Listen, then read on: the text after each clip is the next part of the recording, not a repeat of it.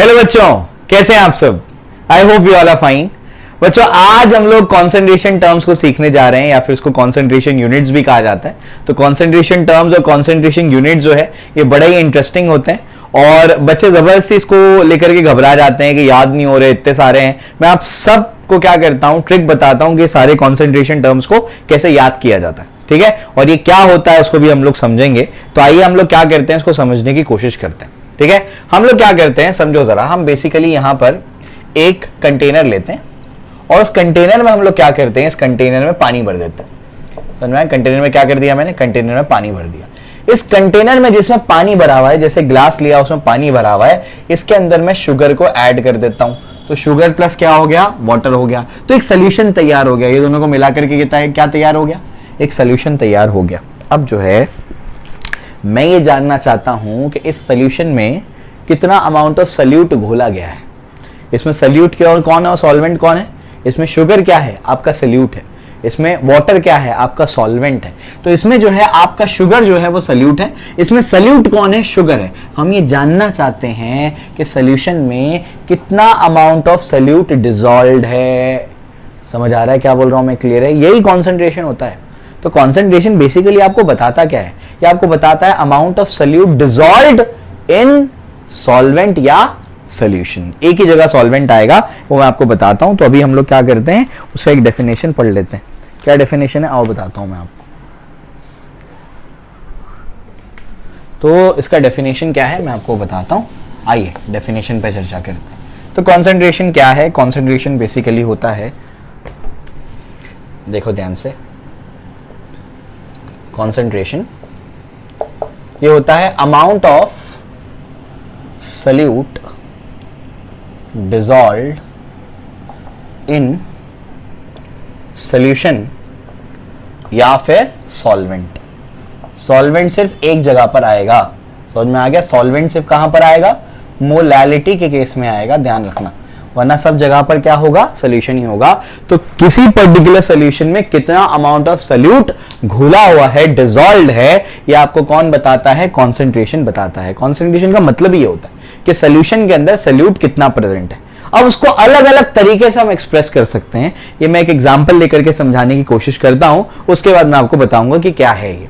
जैसे एग्जांपल के तौर पे मान लो कहीं पर 100 मार्क्स का टेस्ट हुआ, 100 मार्क्स का। उसमें से अपने पास जो है दो बच्चे हैं, ए और बी। ए को 80 मार्क्स मिले 100 में से, और बी को 50 मार्क्स मिले। समझ में आ गया? अब मैं क्या करता हूं, अब मैं आपको उसको समझाने की कोशिश करता हूं, या इस इंफॉर्मेशन को कन्वे करने की अगर आपको बोलूं, कोशिश करूं, तो आप बोलोगे कि सर क्या हुआ है, बी के मार्क्स ए से 30 लेस है। यानी बी ने क्या कर दिया, ए के कंपैरिजन में 30 मार्क्स कम स्कोर किया। बात समझ में आ रही क्या बोल रहा हूं मैं, ठीक है ना? अब अगर मैं आपसे कहता हूं उसको दूसरे तरीके से बोलो, तो आप बोलेंगे कि ए ने बी से क्या कर दिया, 30 मार्क्स ज्यादा स्कोर कर लिया। ये भी हम लोग बोल सकते हैं। बात समझ में आ रही है? चलो भाई, एक और तरीका इसका ये हो सकता है कि हम लोग क्या करते हैं, इसका रेशियो बता दें, मैं लिख देता हूं। इसको हम लोग ऐसे बोल सकते हैं, B has scored 30 marks less than A. समझ में आ गया? या दूसरा तरीका ये हो सकता है, A has scored 30 marks more than B.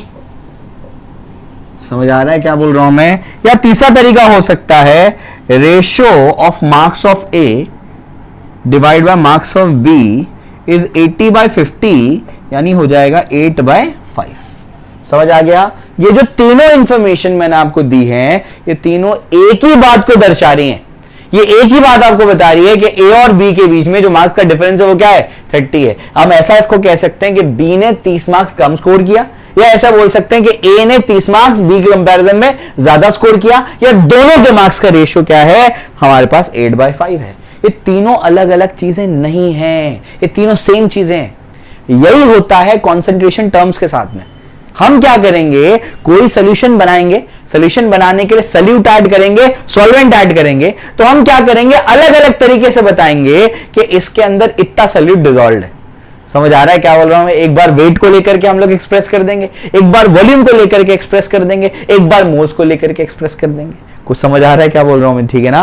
तो यही आपको समझना है कि हम क्या करेंगे जब कॉन्सेंट्रेशन बताते हैं, तो कोई भी सोल्यूशन का कॉन्सेंट्रेशन आपको यही समझाता है कि किसी पर्टिकुलर अमाउंट ऑफ सॉल्यूट कितना डिसॉल्व है इसी सॉल्वेंट के अंदर, कोई पर्टिकुलर सॉल्यूट किसी सॉल्वेंट के अंदर कितना डिसॉल्व है, इसके बारे में आपको वो आइडिया देता है। समझ में आ गया, क्लियर है। तो जो कॉन्सेंट्रेशन टर्म्स हैं वो अलग अलग चीजें नहीं बताती हैं, वो आपको सेम चीजें बताती। समझ में आ गया। लेकिन लेकिन लेकिन समझाने का तरीका, बताने का तरीका, एक्सप्रेस करने का तरीका अलग अलग होता है, कभी वेट के टर्म्स में, कभी वॉल्यूम के टर्म्स में, कभी मोल के टर्म्स में, है ना। ठीक है, तो ये आपको समझ में आ रहा है। तो ये एग्जांपल से मेरे हिसाब से क्लियर होगा बेसिकली कॉन्सेंट्रेशन यूनिट्स कैसे काम करने वाली हैं। ठीक है, अब मेरे पास क्या है, ये जो इंफॉर्मेशन ऐसी थी तो उसको मैं क्या करूंगा, अब अलग अलग तरीके से एक्सप्रेस करने की कोशिश करूंगा। ठीक है ना, इसको समझने की कोशिश करते आओ, मैं आपको समझाता हूं इसमें क्या होने वाला है। कॉन्सेंट्रेशन जो टर्म होता है, कॉन्सेंट्रेशन टर्म बोल दो या यूनिट कह दो, उसका जो जनरल फॉर्मूला होता है ना बच्चों, वो आपको मैं लिख करके दे रहा हूं, बड़े काम की चीज है ये। इसका जनरल फॉर्मूला होता है वेट। देखो याद रखो, केमिस्ट्री और फिजिक्स में इतना फर्क हो जाएगा कि जब हम केमिस्ट्री में बात करेंगे तो केमिस्ट्री वाले जो होते हैं वो वेट और मास में फर्क नहीं करते, स्पीड और वेलोसिटी में फर्क नहीं करते, उनके लिए स्पीड और वेलोसिटी एक ही है, वेट और मास एक ही है। समझ में आ गया। फिजिक्स वालों के लिए इसमें जमीन आसमान का फर्क है। बात समझ में आ रही क्या बोल रहा हूं मैं, ठीक है ना। तो याद रखिएगा, जब मैं वेट बोल रहा हूं केमिस्ट्री में तो उसका मतलब मास है। समझ में आ गया, ठीक है ना। चलो भाई, तो वेट हो गया या वॉल्यूम हो गया या आपके मोल्स हो गए।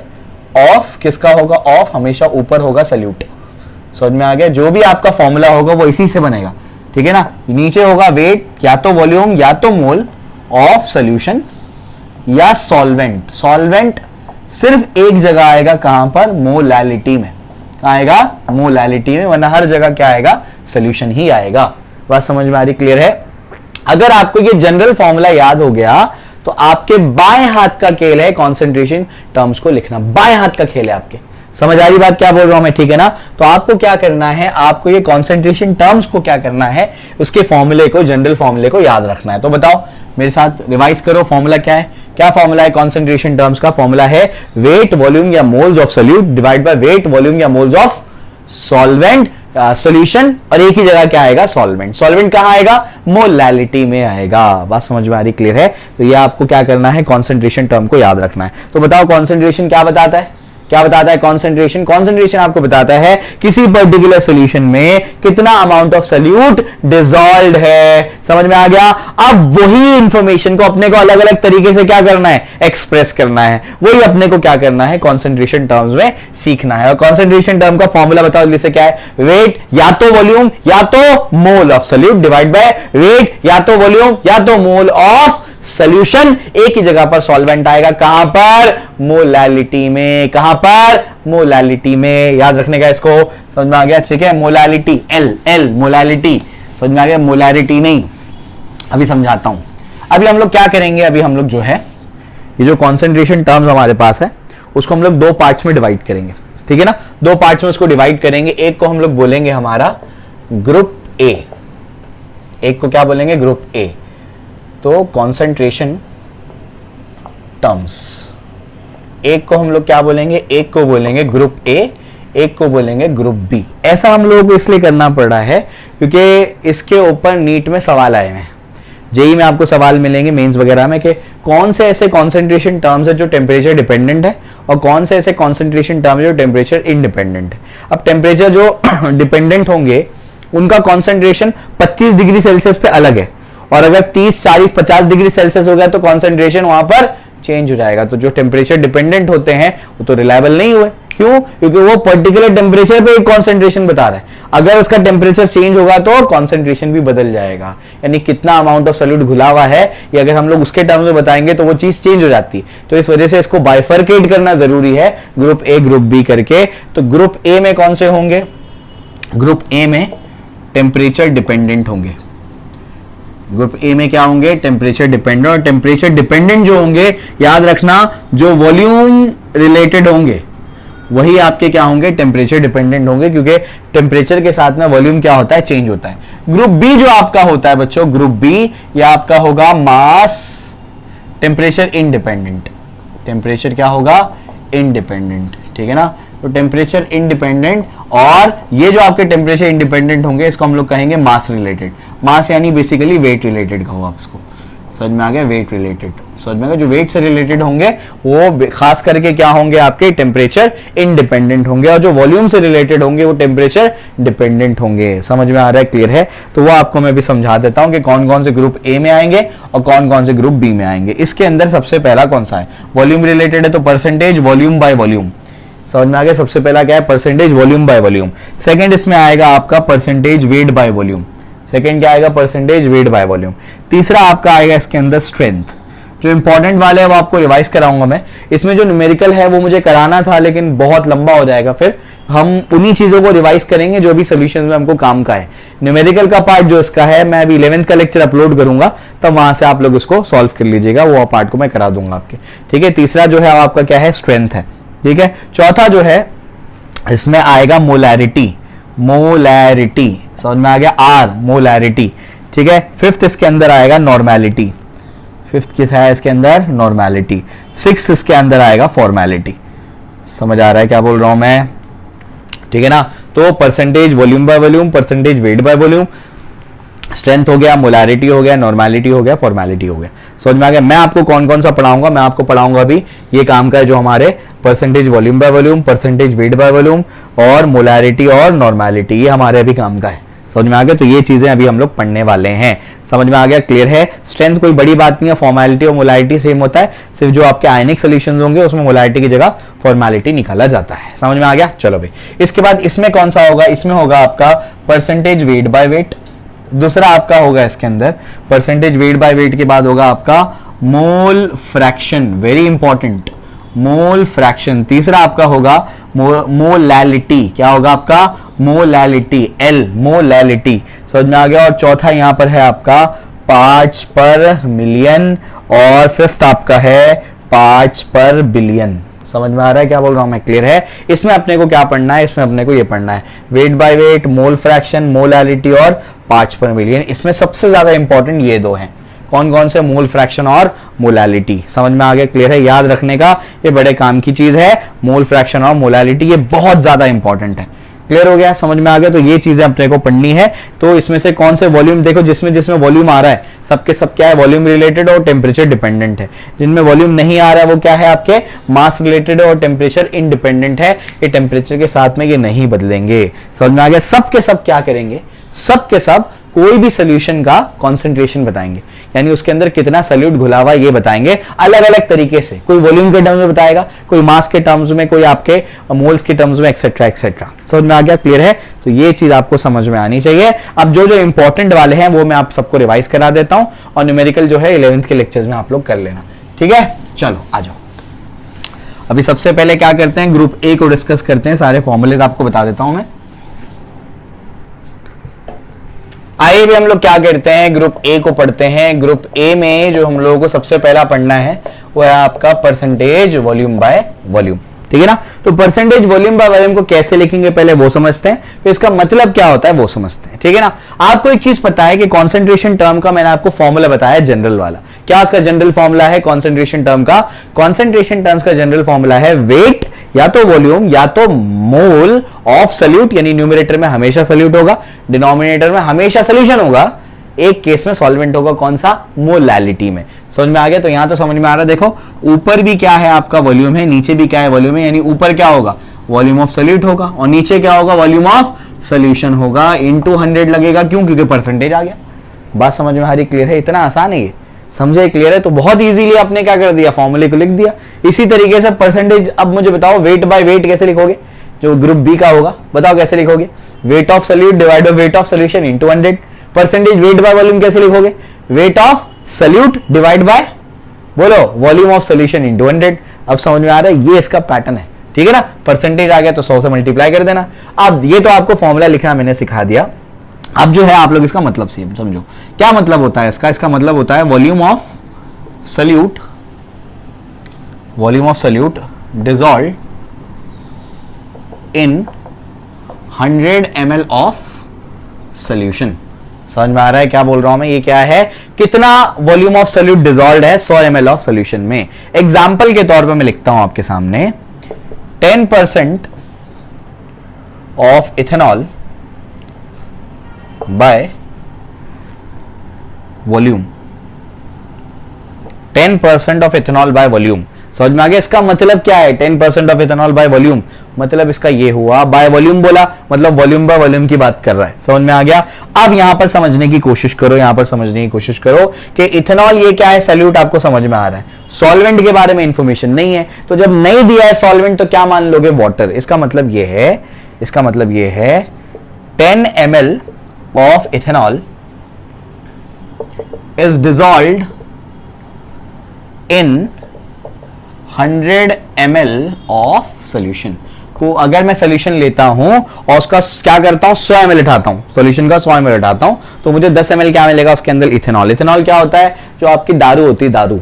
समझ में आ गया? यानी जो अल्कोहल पिया जाता है वो अल्कोहल ही क्या होता है? आपका इथेनॉल होता है। बाकी अल्कोहल पिएगा आदमी तो मर जाएगा। समझ में आ गया? ठीक है ना? पीना नहीं चाहिए, लेकिन जो बेसिकली यहां पर मैं आपको समझाने की कोशिश कर रहा हूं कि जब आप क्या करते हैं, जनरली जो अल्कोहल वगैरह पीते हैं वो लोग क्या करते हैं, पानी के साथ में इथेनॉल को यानी अल्कोहल को मिक्स करते हैं। तो जो इथेनॉल है उसको मिक्स करते हैं। तो अगर 10% बोल रहा हूं मैं, तो इसका मतलब क्या, 100 ml का अगर अपन सोल्यूशन लेंगे तो उसमें 10 ml क्या होगा? इथेनॉल का होगा, और जो 90 ml होगा वो क्या होगा?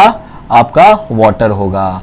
वाटर दिया नहीं है, लेकिन आपको समझ जाना है कि अगर सॉल्वेंट नहीं दिया है तो उसको वाटर को वाटर मान लेना है। समझ में आया? क्लियर है? ये इसका मतलब होता है। ठीक है ना? तो अगर 100 ml हम लोग सोल्यूशन लेंगे तो उसमें 10 ml क्या मिलेगा? आपको सॉल्यूट मिलेगा, ये वाले, यानी 10 ml इथेनॉल मिलेगा ये वाले एग्जांपल में। ठीक है, चलो भाई सेकंड पे चलते हैं। परसेंटेज वॉल्यूम बाय वॉल्यूम हो गया। अब बात करेंगे परसेंटेज वेट बाय वॉल्यूम की। तो अगर परसेंटेज वेट बाय वॉल्यूम की बात करेंगे, ये इससे पहले वाला भी जो किया ये वाला volume of solid bye volume of solvent, ये तब इस्तेमाल होता है ज्यादा जब अपन क्या कर देंगे, लिक्विड प्लस लिक्विड ले लेंगे, यानी लिक्विड और लिक्विड का सोल्यूशन बनाएंगे तब होता है। अब अगर लिक्विड और सॉलिड का सोल्यूशन बनाएंगे तो हम लोग ये वाला कॉन्सेंट्रेशन टर्म ले लेते हैं। समझ में आ गया? ठीक है, ये क्या है? वॉल्यूम ऑफ, सॉरी वॉल्यूम नहीं आएगा, क्या आएगा? देखो ऊपर क्या है? वेट। तो क्या आएगा? Weight of solute divide by volume of solution into 100। बात समझ में आ रही? देख के अपने को समझ में आ रहा है, ऊपर सोल्यूट आता है नीचे सोल्यूशन आता है, तो volume of weight of solute divide by volume of solution into 100, ये इसका फॉर्मूला बन गया। मतलब क्या है? मतलब है amount of solute, amount is related to weight या mass, amount of solute dissolve, dissolve कह दो या प्रेजेंट कह दो, प्रेजेंट इन वॉल्यूम आ गया तो 100 ml ऑफ सोल्यूशन। समझ आ रहा है क्या बोल रहा हूं मैं? अगर आप सोल्यूशन का 100 ml लेंगे तो उसके अंदर आपको जो मास मिलेगा किसका? सोल्यूट का, वो इतना इतना होगा। ये आपको परसेंटेज समझाता है। एग्जांपल में देता हूं आपको, 10% ऑफ शुगर बाय वॉल्यूम। इसका मतलब क्या? 10% of sugar by volume. Sugar solid है और यहां वॉल्यूम की बात कर रहा है, इसका मतलब ये होता है कि 10 gram sugar is present in 100 ml of solution. Solution के 100 ml में कितना प्रेजेंट है? 10 ग्राम शुगर क्या है? प्रेजेंट है। बात समझ में आ रही क्या बोल रहा हूं मैं? ठीक है, तो ये चीज आपको याद रखनी है। इसमें आपके 2 यूनिट्स देखो बता दिए मैंने, इतना आसान है। ठीक है, फॉर्मूला वगैरह अच्छे से याद रखना है। ठीक है, चलो अब आगे बढ़ते हैं। आगे क्या है? 2 चीजों सीख ली, तीसरी चीज सीखते हैं जो इंपॉर्टेंट वाली है। वो क्या है आपका? तीसरा जो इंपॉर्टेंट है इसके अंदर वो है मोलैरिटी। तीसरा क्या है? मोलैरिटी। मोलैरिटी आर, मोलैरिटी में मोल आ रहा है, मोलैरिटी मोलैलिटी दोनों में क्या आएगा? मोल आएगा। यानी यहां पर अभी एक चीज तो बदलेगी, यहां पर क्या नहीं आएगा? यहां पर आपका वेट और वॉल्यूम तो नहीं आने वाला। बात समझ में आ रही क्या बोल रहा हूं मैं? यहां पर न्यूमरेटर में तो क्या आएगा? आपका मोल जाएंगे। तो यहां पर आप लोग लिखेंगे नंबर ऑफ, पूरा लिख रहा हूं मैं, number of moles of solute divided by volume of solution in litres. समझ आ रहा है क्या बोल रहा हूं मैं? ठीक है, number of moles of solute divide by volume of solution in litre. This is very important, याद रखना है आपको। Number of moles of solute आपको लेने, n of solute divided by volume of solution in litre. 100 क्यों नहीं आया? क्योंकि परसेंटेज नहीं है यहां पर। बात समझ में आ रही? क्लियर है? तो इतना आसान है, इसको क्या कर देना? डिफाइन कर लेना। समझ में आ गया? क्लियर है? तो अगर हम लोग क्या कर देंगे, एग्जाम्पल के तौर पे अगर मैं आपसे कहता हूं कि 8 molar solution of ethanol, 8 molar solution of ethanol, मतलब क्या? इथेनॉल का 8 मोलार सोल्यूशन, मतलब क्या, मतलब इसका ये हो जाता है आपके पास कि 8 moles of ethanol is present in 1 litre of solution. समझ आ रहा है क्या बोल रहा हूं मैं, क्लियर है? अगर सोल्यूशन का 1 लीटर लेंगे तो उसमें इथेनॉल के कितने प्रेजेंट है, 8 मोल्स क्या है आपके पास प्रेजेंट है। बात समझ में आ रही, क्लियर है? तो इतना आसान है ये आपका, क्या करना है, इसको फाइंड आउट कर लेना, ठीक है? तो मोलारिटी भी आपको समझा दिया मैंने कि number of moles of solute divide by volume of solution in litre, ठीक है? क्लियर हो गया? तो अच्छे से इसको याद रखना है। इसके बाद अभी और चीजें आपको बतानी, जैसे नॉर्मेलिटी आपको समझाना है कि नॉर्मेलिटी क्या होता है, इसको भी समझाते हैं। आओ समझते हैं, देखो ध्यान से, देखो ध्यान से।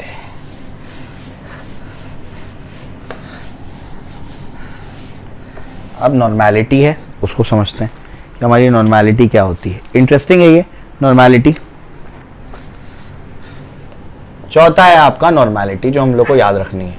तो नॉर्मेलिटी होता है नंबर ऑफ ग्राम इक्विवेलेंट्स। अब ये ग्राम इक्विवेलेंट्स तुमको नहीं पता है, ज़्यादा इसका टेंशन मत लेना ग्राम इक्विवेलेंट्स का।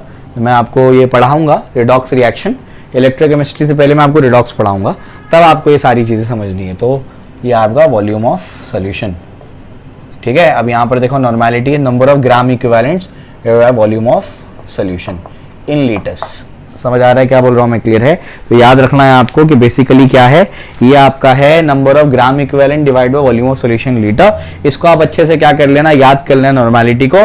अभी इसका कैसे ग्राम इक्विवेलेंट निकालते हैं वो आपको मैं आगे के पार्ट में समझाऊंगा। अभी इसकी रिक्वायरमेंट नहीं है, उसकी रिक्वायरमेंट पड़ेगी तब मैं आपको एसिडिटी, बेसिसिटी और बाकी चीजें आपको देखनी होंगी उसके लिए।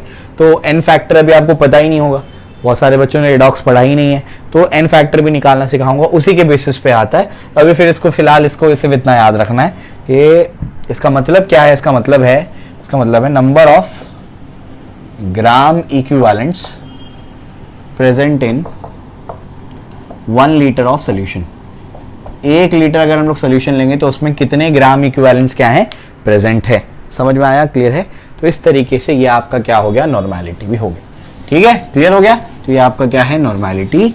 अब उसके बाद आगे बढ़ते हैं, ग्रुप ए के जितने इंपॉर्टेंट वाले थे सब मैंने आपको बता दिए। अब अपने को क्या करना है, ग्रुप बी वाले डिस्कस करने। तो ग्रुप बी वाले में क्या करता हूं, आपके साथ में डिस्कस करता हूं। ग्रुप बी वाले में क्या है समझने की कोशिश करो। सबसे पहला क्या है, परसेंटेज वेट बाय वेट। ये आपको देख के ही समझ में आ रहा होगा क्या लिखना है, जल्दी बताओ क्या होगा। Weight of solute divide by weight of solution into 100।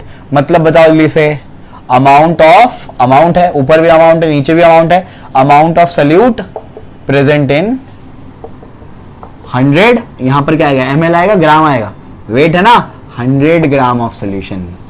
समझ आ रहा है क्या बोल रहा हूं मैं, क्लियर है? ये सारी चीजें आपने 11th में पढ़ी हुई है, सिर्फ रिवाइज करा रहा हूं मैं इसको, ठीक है? एग्जाम्पल देने की जरूरत नहीं है, मेरे हिसाब से समझ में आ गया होगा। उसके बाद दूसरा क्या है अपना, इसके अंदर दूसरा है आपका mole fraction. This is very important.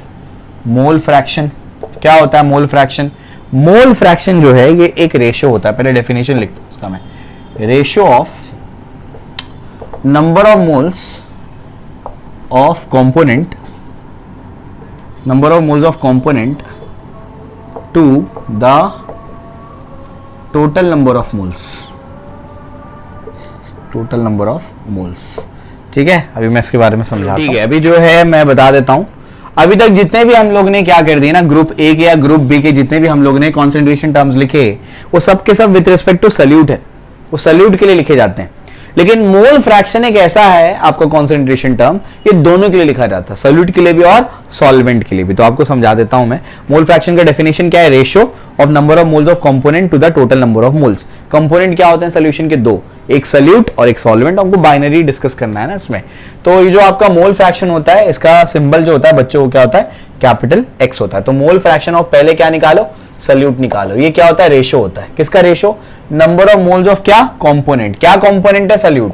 तो नंबर ऑफ मोल्स ऑफ क्या आपका solute divide by n total, है ना, नंबर ऑफ टोटल मोल्स। अब टोटल मोल्स किसके होंगे, दो कंपोनेंट है, सोल्यूट और सॉल्वेंट। तो ऐसे लिखो, number of moles of solute divide by number of moles of solute plus number of moles of आपका क्या है, सॉल्वेंट। समझ में आया, ठीक है ना? तो इतनी आसानी से आप लिख सकते हैं इसको, समझ में आया, ठीक है ना? चलो भाई फिर से, अभी तो सोल्यूट के लिए लिखा ना, अभी सॉल्वेंट के लिए लिखेंगे, मैंने कहा ना इसको दोनों के लिए लिखा जा सकता है।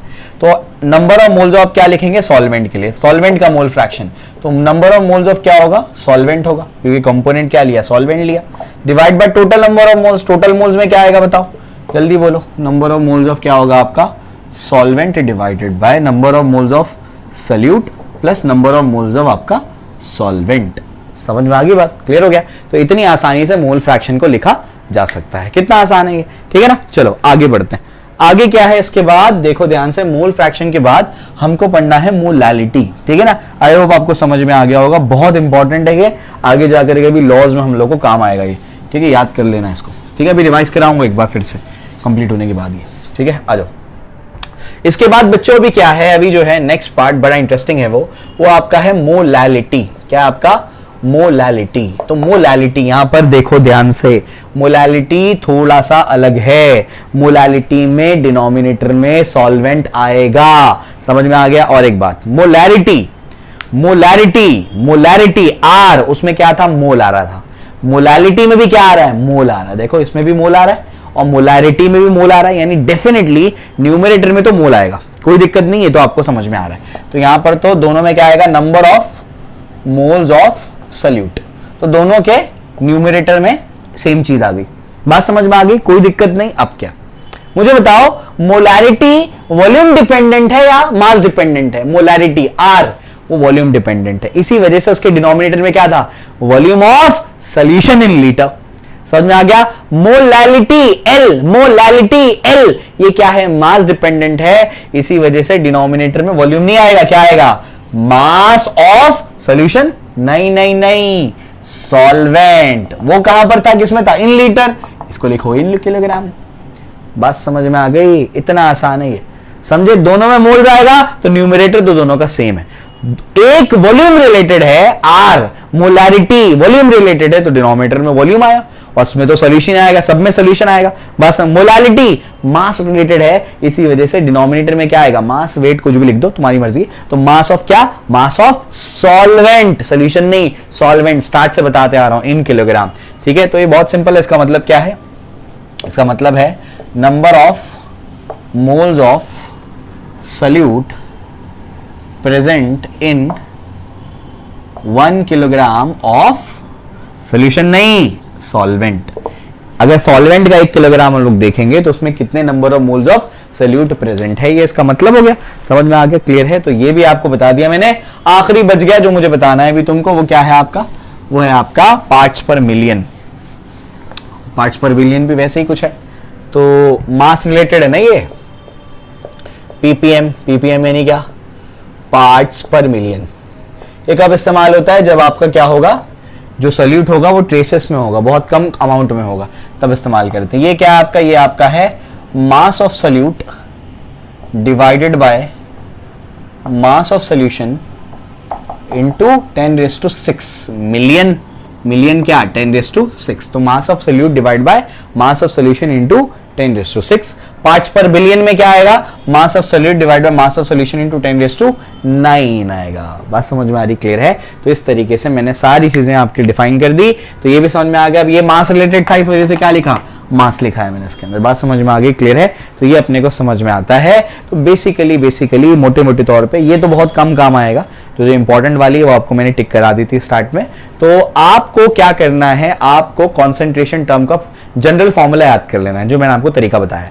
अगर आपको जनरल फॉर्मूला याद है तो सारे यूनिट लिखना आपके बाएं हाथ का खेल है, समझ में आ रही बात, ठीक है ना। बताओ क्या फॉर्मूला है कॉन्सेंट्रेशन टर्म का, क्या फॉर्मूला है, कॉन्सेंट्रेशन टर्म का फॉर्मूला होता है वेट या तो volume, weight volume moles of solute divide by weight volume moles of solution, एक ही जगह पर सॉल्वेंट, कहां पर, मोलैलिटी में, बात समझ में आ रही, क्लियर है। परसेंटेज आएगा तो क्या लगाओगे, इनटू 100, नहीं आएगा तो नहीं लगाओगे। 4 बताओ, अब पहले डिवाइड करो, कौन कौन सा है, group A group B, group A में कौन कौन से बताओ जरा, वो है वॉल्यूम रिलेटेड यानी टेम्परेचर डिपेंडेंट। ग्रुप बी में कौन कौन से हैं, ग्रुप बी में आपका है मास रिलेटेड यानी टेम्परेचर इंडिपेंडेंट। ग्रुप ए के बताओ जल्दी से क्या है, वॉल्यूम डिपेंडेंट, जो टेम्परेचर वॉल्यूम रिलेटेड है, जो टेम्परेचर डिपेंडेंट है, बताओ जल्दी से कौन कौन सा है। सबसे पहला परसेंटेज वॉल्यूम बाय वॉल्यूम, समझ में आ रहा है, परसेंट बाय वॉल्यूम कहते हैं उसको शॉर्ट में, परसेंट बाय वॉल्यूम। फिर परसेंटेज वेट बाय वॉल्यूम, बात समझ में आ रही है, percent v by v, percent डब्ल्यू बाय वी। उसके बाद क्या है, मोलैरिटी, मोलैरिटी, उसके बाद क्या है आपका स्ट्रेंथ, उसके बाद क्या है नॉर्मेलिटी और फॉर्मेलिटी, ये 6 है। समझ में आ रहा है, क्लियर है। जो इंपॉर्टेंट वाले तो बता दिए मैंने, जब मैं 11th का कराऊंगा तो मैं और डिटेल में कराऊंगा, और जहां जहां जो जो चीजों की रिक्वायरमेंट होगी, अगर कोई पार्ट छूट गया है तो उसको मैं करा दूंगा, आप लोग बेफिक्र रहिए। ग्रुप बी में बताओ जैसे कौन कौन से। ग्रुप बी में क्या है, सबसे पहले परसेंटेज W/W, उसके बाद क्या है वेट मास एक ही है, उसके बाद मोल फ्रैक्शन, फिर मोलालिटी, फिर पार्ट्स पर मिलियन, पार्ट्स पर बिलियन। समझ में आ गया, टोटल 11 हम लोग ने कुछ पढ़े। समझ में आ गया, क्लियर है। इसमें सबसे पहले जो आपका था उसका फॉर्मूला बताओ, परसेंटेज V/V क्या है, volume of solute divide by volume of solution into 100। उसके बाद परसेंटेज W/V क्या है, volume weight of solute divide by volume of solution into 100। तीसरा क्या है, जल्दी बताओ, तीसरा क्या है, तीसरा आपका है मोलारिटी। मोलारिटी क्या है, वो देखो वॉल्यूम रिलेटेड, यानी डिनोमिनेटर में वॉल्यूम आएगा और वहां पर सॉल्यूशन ही आएगा, कि एक ही जगह सॉल्वेंट आता है। बात समझ में आ रही है, क्या है वो mole, molarity, mole number of moles of solute divide by volume of solution in litre. बात समझ में आ गई, क्लियर है, कितना आसान है ये। उसके बाद आगे चलते हैं, आगे क्या पढ़ा अपन ने, आगे अपन ने पढ़ा नॉर्मेलिटी। नॉर्मेलिटी क्या होता है, number of gram equivalence divide by volume of solution in litre. इतना फिलहाल अभी याद रखना है, और चीजें उसमें कैलकुलेट करने के लिए, लेकिन वैलेंसी फैक्टर वगैरह नहीं पता है तो उसको मोल 2 में यानी रिडॉक्स वगैरह में सिखाऊंगा मैं, बेफिक्र रहो। आगे चलते हैं, इसमें आते हैं। इसमें क्या है बताओ, आपके ग्रुप बी में, ग्रुप बी में कौन कौन से हैं, जो आपके मास रिलेटेड है। जो आपके मास रिलेटेड है उसमें आपको क्या करना है, उसमें आपको 4 चीजें याद रखनी है। सबसे पहला कौन सा है, सबसे पहला आपका है परसेंटेज W/W, यानी volume of solute divide by volume of solution into 100। Second क्या है आपका मोल फ्रैक्शन। मोल फ्रैक्शन दोनों के लिए निकलेगा, जितने सब है सबके सब विद रिस्पेक्ट टू सॉल्यूट है, लेकिन मोल फ्रैक्शन सॉल्यूट के लिए भी निकलता है, सॉल्वेंट के लिए भी निकलता है। फॉर्मूला बताओ, it is a ratio of number of moles of component divide by total number of moles. समझ में आ गया, क्लियर है। चलो भाई, इसके बाद अभी मोल फ्रैक्शन ऑफ सॉल्यूट निकालो, number of moles of solute divide by number of moles of solute plus number of moles of solvent. Solvent निकालो, number of moles of mole fraction of solvent, number of moles of solvent divide by number of moles of solute plus number of moles of solvent. उसके बाद molality L, molality L बताओ क्या है, मोल आया, number of moles of solute divide by mass related है, मास of solution नहीं, solvent in kilogram, वहां in litre या इन किलोग्राम। समझ में आ गया, क्लियर है। In number of moles of solute present in 1 kilogram of solvent. समझ में आ गया, 1 किलोग्राम सॉल्वेंट के अंदर कितने सॉल्यूट के मोल्स प्रेजेंट है। समझ में आ गया, very important, molality is very important. Parts per million, mass of solute divide by mass of solution into 10⁶, billion में इनटू 10⁹। समझे, आई होप आपको ये याद हो गया होगा। वेबर प्रेशर का जो लेक्चर है वो इंशाल्लाह कल अपलोड करूंगा मैं, बेफिक्र रहो, जितना बोला हूं उतना पूरा कराने की कोशिश करूंगा मैं आपको, ठीक है, क्लियर है। तो तब तक लेक्चर्स को देखिए, अपने दोस्तों के साथ शेयर करिए, कुछ समझे, अगर कुछ नहीं समझे तो कमेंट सेक्शन में हमको बताइए, समझे तो हमको अप्रिशिएट करें, हमको भी मोटिवेशन मिलेगा, नहीं समझे तो हमको बताइए, हम उसको और इंप्रूव करने की कोशिश करेंगे। Okay, all the best.